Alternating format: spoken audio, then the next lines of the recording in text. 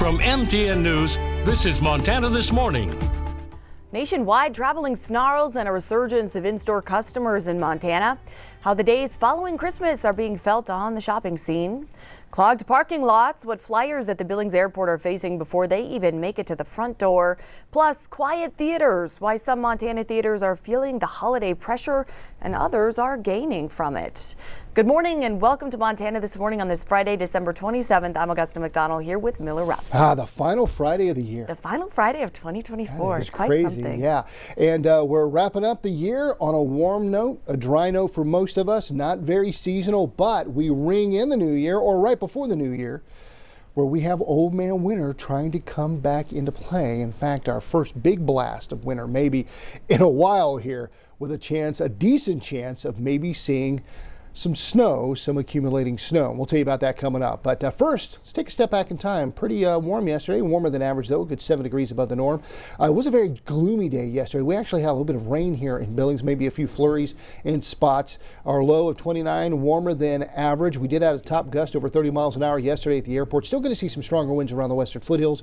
Breezy elsewhere. Outside of just a little bit of rain yesterday, not much to really speak of, just some clouds out there. So it hadn't made a dent for the month and for the year in terms of the moisture totals. Snow totals, man, we're just in the hole there. Look at that, over 15 inches for the season. But we can make up some ground as we get into next week, and we could use it. Look at that drought monitor. It came out yesterday. You can see it's getting increasingly drier over there on the eastern side of the state, down around Cody, Sheridan. Only place not under some type of drought condition, the northwest corner of the state. But we have a Pacific moisture, a lot of Pacific moisture heading our way, and hopefully we can make a dent in that map.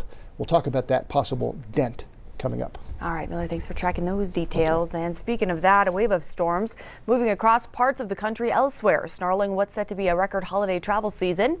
Yesterday, thousands of flights were delayed in the U.S., while more than 700 were canceled, according to the website FlightAware. That impact can be felt here in Montana airports as well. It comes as AAA expects more than 119 million people will hit the roads, skies, and rails from December 21st through New Year's Day. CBS's Bradley Blackburn has more from New York's LaGuardia Airport. Storms and wet weather put a damper on holiday travel for drivers and flyers in Texas Thursday. Yeah, it's been pretty stressful and we're just trying to get home. More than 260 flights were canceled at Dallas-Fort Worth International Airport yesterday. Another 500 plus flights delayed. The severe weather also spawned tornadoes, including the one blamed for tearing through this Wharton County farm. I couldn't believe it. I mean, I've never seen a tornado, and just hurricanes is all we really get down here. In the Pacific Northwest, heavy snowfall caused temporary road closures and spin-outs. One person can ruin it for a whole lot of people. Here in New York, the Port Authority says more than 5 million passengers are expected to pass through area airports during this holiday season. And while the busiest travel days are behind us, a big jump in traffic is expected from now through the new year. It's a little bit crowded, but I'll get through it. Several passengers at New York's LaGuardia Airport told us they're prepared for the holiday rush. Some are urging others to make the best out of any travel hiccups. Delays make great adventures and you never know who you're going to meet. AAA also advises travelers to know their rights. Federal guidelines now require airlines to give travelers a refund for canceled flights. Bradley Blackburn, CBS News, New York.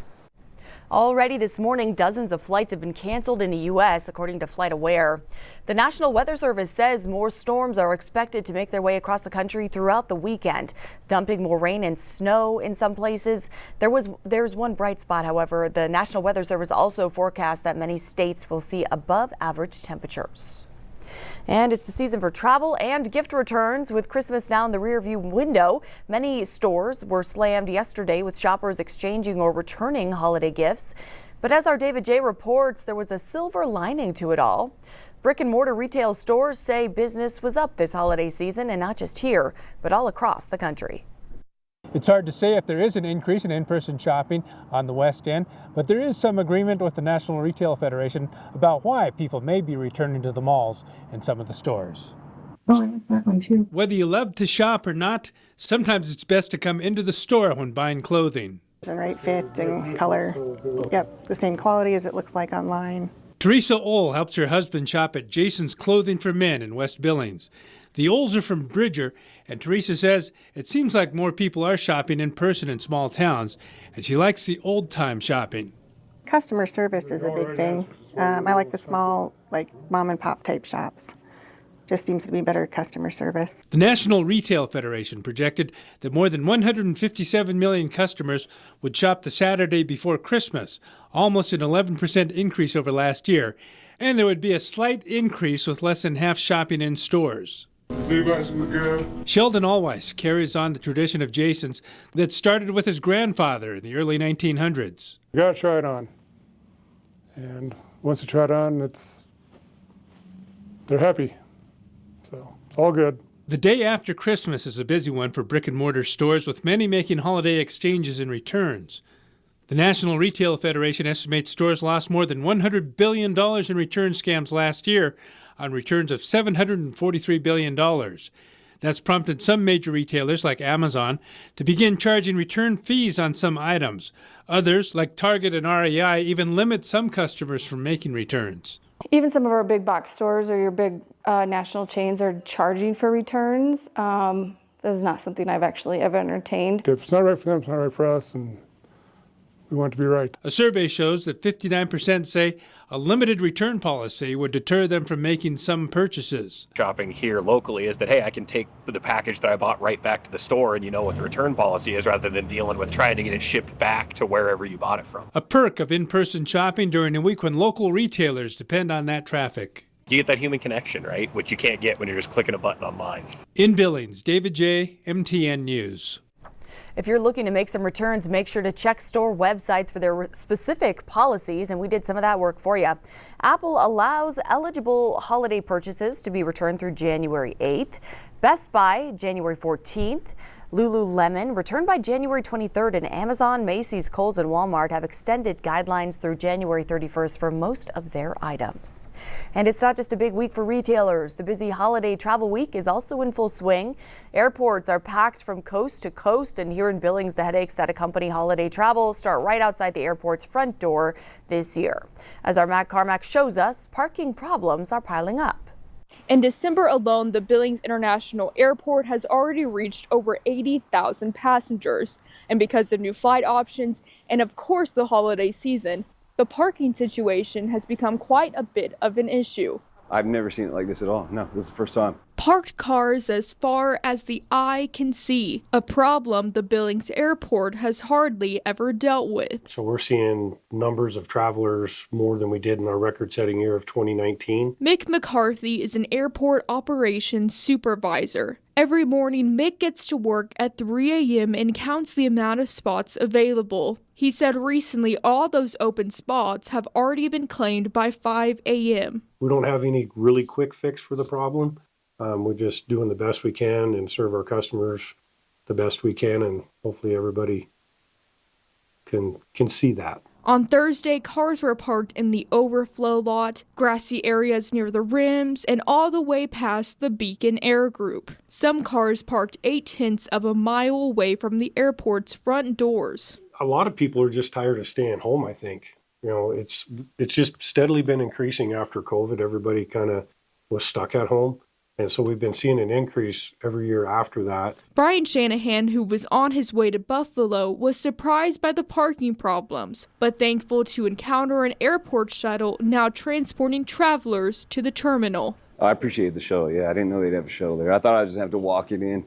They said, no, you don't need to walk, man. We'll call our shuttle. So here I am. And some were luckier than others, like Nick Verts, who happened to find a spot in the actual long-term parking lot, likely seconds after a car left. Yeah, I can't complain at all. Until the holiday season slows down, airport staff is planning on creative short-term solutions to get them through these next couple of weeks, in hopes of eventually building a parking garage or another lot. We'll continue to run the shuttle, regardless if we're doing snow removal, because we don't want our passengers to have to walk that quarter mile plus back in the snowstorm dragging their suitcases. In Billings, Matt Carmack, MTN News.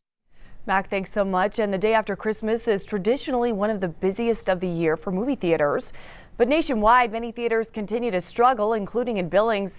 It's a situation we first brought you a look into yesterday. Earlier this month, Shiloh 14 and AMC Theater briefly closed due to a network outage, but prompted some online to bring up problems arising from cleanliness and short staffing. But some customers argue that's just the tip of the iceberg. Recent chatter online reveals staffing shortages and cleanliness issues that have led to a less than positive experience. However, Billings independent theaters like the Art House and Babcock say they do not usually see those same challenges due to the help of volunteers and offering more affordable options for moviegoers. After COVID, the Art House decided to expand their film selections to offer more mainstream options. We get people all the time that plea with us, like, please bring in this movie because I don't want to go watch it at the other theater. Unfortunately, we are a small theater. Nationwide, fewer people are headed to the theaters. Attendance is down 33% from just 4 years ago, while ticket prices are up more than 30%. And this morning, the West Yellowstone Police Department is mourning the loss of one of their own, as one of the town's 5 officers has died. The police department announced the passing of Officer Ashley Stoneburner on social media. While the department isn't saying how Officer Stoneburner died, the department did issue a reminder last night about the 988 Suicide and Crisis Lifeline. In a statement, they say, quote, Officer Stoneburner was a dedicated member of our department and the community, and her loss has left a profound impact on all who knew her.